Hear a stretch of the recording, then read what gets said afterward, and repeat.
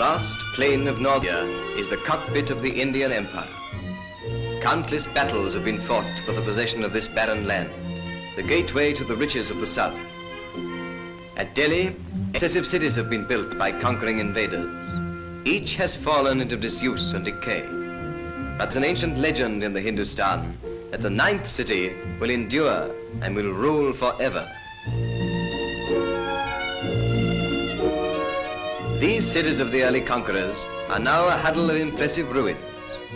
Not until the Emperor Babur swept down with the sword of Islam from the north did a foreign power become a force in Hindu India.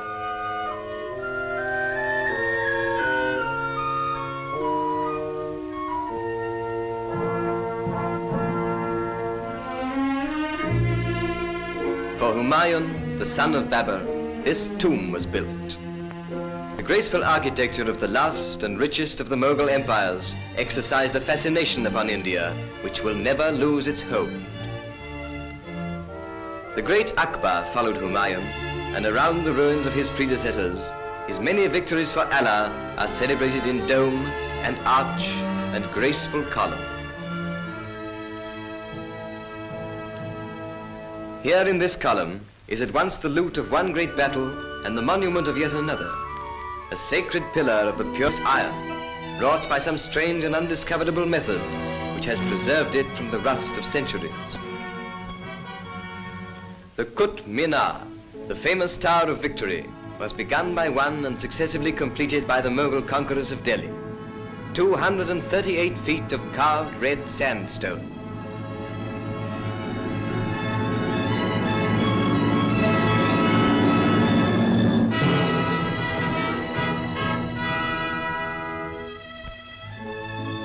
The great mosque of the Mughals, the greatest in all India, center of the native city of Delhi of today, commemorates the vast Mohammedan invasion from Baluchistan.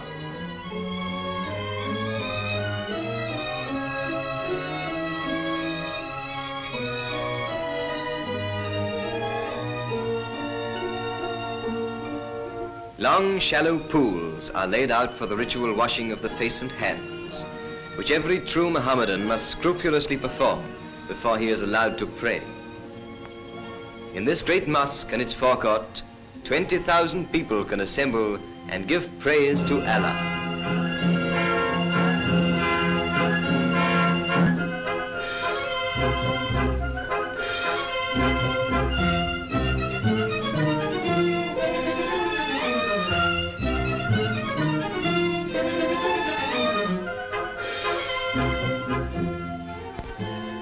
More beautiful but smaller is the Pearl Mosque, pinnacle of Mughal art in Delhi.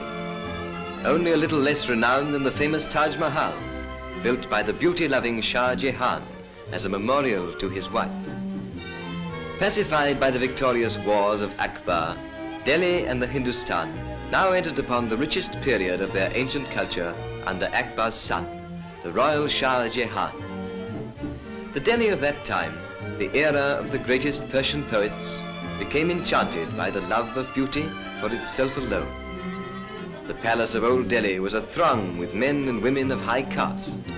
Such women as these adorned the palace gardens, the stamp of aristocracy upon their brows, the color of their robes ablaze against the dark green cypresses. Before it is put on, the Indian sari, the flowing robe of Indian women, is the most shapeless garment in the world. Each of them is nothing more than one straight length of silk, 10 yards long and some 2 or 3 feet wide. But interwoven with its threads of silver and gold, deep hemmed with solid precious metal, and fastened only on the right hip and on the left shoulder, it can be made to drape the figure in a manner to outmatch a Paris gown. The high caste Indian women wear upon their brows the blood-red mark or puja of the Brahmins.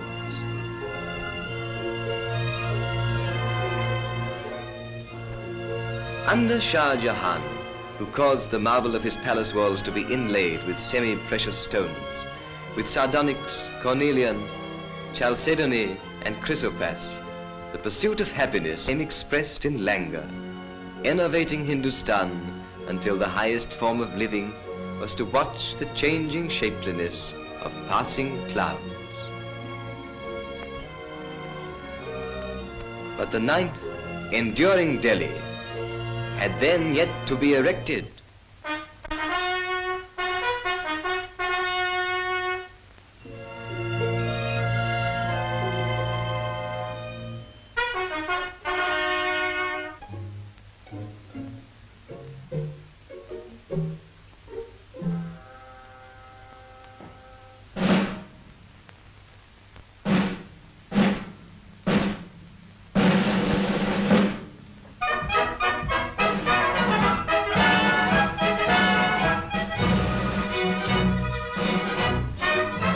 Under combined British and Indian rule, a new Delhi has arisen. A Delhi which has kept and added to the beauty of the old, but without its dreamy lassitude.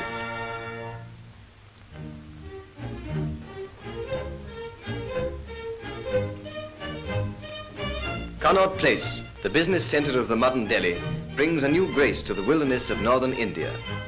The British, with their national love of lawns and flowers, have taught the Indians to lay out an entire with the beauty once confined to tombs and temples and to palace gardens.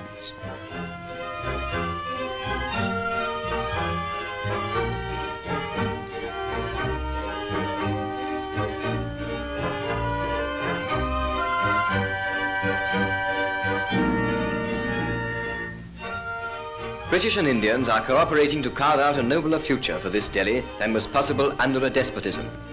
In this, the magnificent House of Assembly, British, Muslims and Hindus combine in governing. The spirit of the new and vital Delhi is externalized in the new style of architecture, deriving its inspiration not from one tradition but from two, molding the culture of two continents into a third.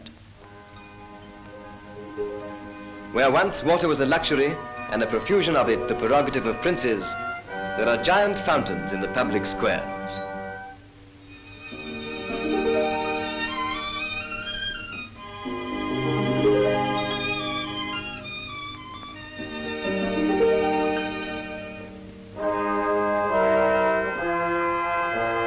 Neither Saracen nor British, the new Delhi is near India, retaining the motives of old Delhi and dignifying them with a new austerity. Yet the lilting grace that made the beautiful, the almost effeminate Pearl Mosque has softened the austere geometry of modern architecture.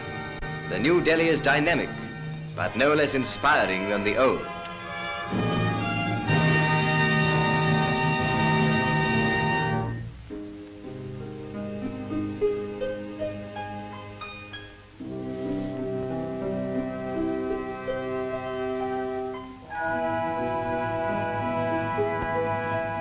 And where there was once only a burnt and acrid plain, there is a green and fertile land, laid out with a prophetic eye to the increasing future of the capital of India, the ninth, enduring city, which in the old legend of the Hindustan will stand and rule forever.